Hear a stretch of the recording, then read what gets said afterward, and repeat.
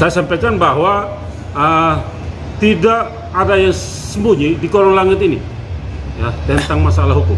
Saya sangat mengharapkan agar pihak Kejaksaan Tinggi Provinsi Nusa Tenggara Timur atau Kejaksaan Negeri yang ada di Nusa Tenggara Timur, ya, penyidik, ya baik Polres dan Polda, agar benar-benar indikasi korupsi menjadi indikasi utama bagi penegak hukum dan pencari keadilan.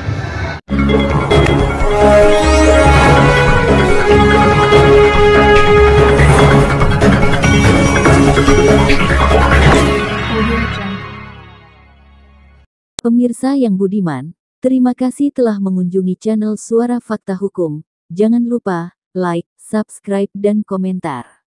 Kita hari ini untuk menjadwalkan ke Kejaksaan Tinggi untuk bertemu dengan Pak Kejati. Tetapi sampai di sana kita bertemu dengan Pak Abdul Hakim. Ya, ini hal yang luar biasa. Di sana terima dengan baik, senyum, sapa ramah, luar biasa kita di sana. Lalu sampai di sana saya dengan tim ini menyampaikan maksud hati kami untuk menanyakan status kepastian hukum mengenai tanah yang di veteran ini. Ya, dan pertanyaan kami itu bukan soal siapa-siapa. Kami tidak ada hubungan dengan siapa nanti calon tersangkanya, ya kan, ke depan. Tetapi kami mau menanyakan kepastian hukum. Yang pertama adalah kepastian hukum itu, apakah kasus ini benar-benar tindak pidana perdata atau tindak pidana khusus korupsi, atau juga apakah kasus ini benar-benar ya merupakan kasus kewenangan ya, penyidikan Kejaksaan Tinggi atau ke penyidikan institusi lembaga yang lain. Ya. Tetapi kita sampai di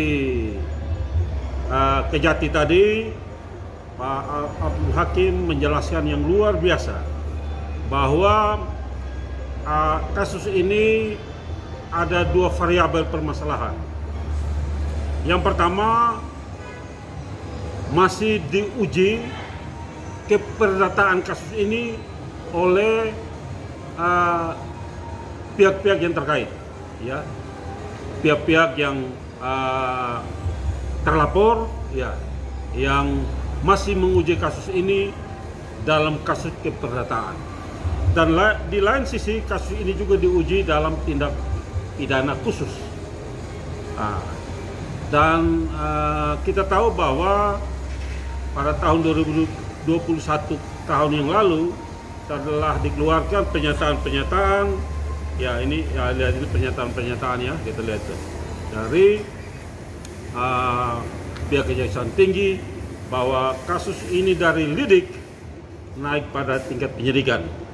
Nah, kalau sudah naik di tingkat penyidikan, pasti paling tidaknya ada calon-calon orang yang telah melakukan perbuatan melawan hukum itu. Nah, oleh karena itu kepastian hukum ini kita masih menunggu ya putusan pengadilan perdata yang nantinya dalam putusan itu baru bisa diambil sikap apakah putusan itu merupakan keperdataan atau tindak pidana khusus. Kalau keperdataan, maka nantinya akan dikembalikan kepada bidang keperdataannya, yaitu hukum pengadilan negeri yang punya kewenangan keperdataannya.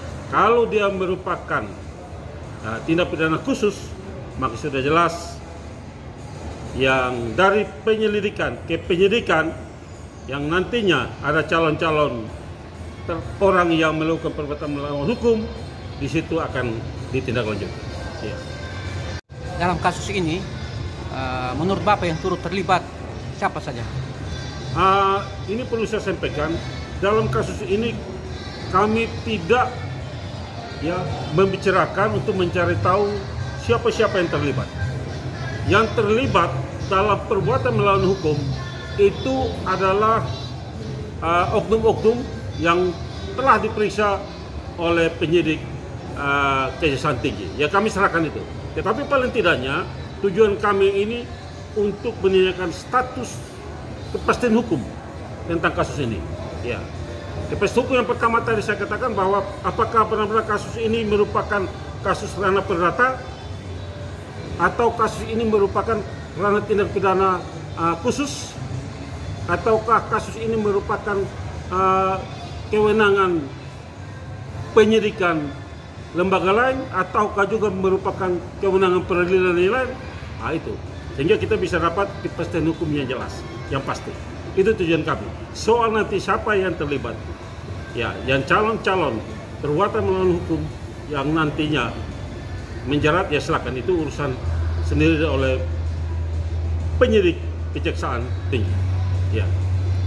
Terkait dengan kasus ini, apa yang Bapak harapkan dari Kejati NTT? Ya, saya harapkan bahwa adanya kepastian hukum, sekali lagi adanya kepastian hukum, dan kasus ini harus bisa terang menderang sehingga opini-opini di masyarakat yang menyatakan bahwa adanya keterlambatan, ada faktor-faktor yang lain, ya.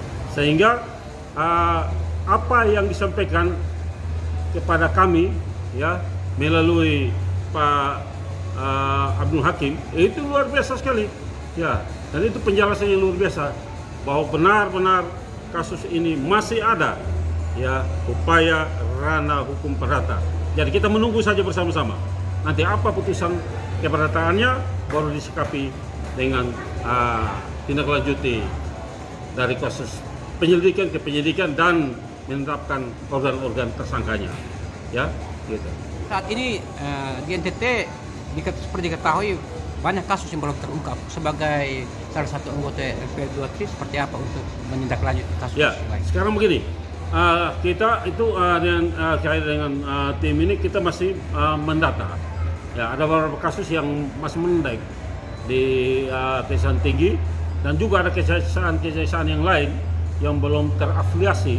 Ya, itu kita akan melakukan investigasi, ya, guna dapat terang menderang dan kasus hukum ini bisa kita sama-sama bisa membuktikan bahwa kepastian hukum itu benar-benar terjadi dan tercipta bagi negara Indonesia yang negara berdasarkan hukum.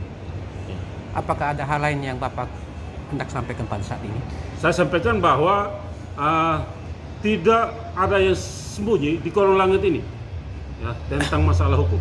Saya sangat mengharapkan agar pihak Kejaksaan Tinggi Provinsi Nusa Tenggara Timur atau Kejaksaan Negeri yang ada di Nusa Tenggara Timur, ya, penyidik, ya, baik Polres dan Polda, agar benar-benar indikasi korupsi menjadi indikasi utama bagi penegak hukum dan pencari keadilan, ya, sehingga kepastian hukum dapat ditegakkan untuk melindungi hukum yang pertama, yang kedua untuk melindungi siapa-siapa saja yang melakukan hukum, baik subjek maupun sebagai objek.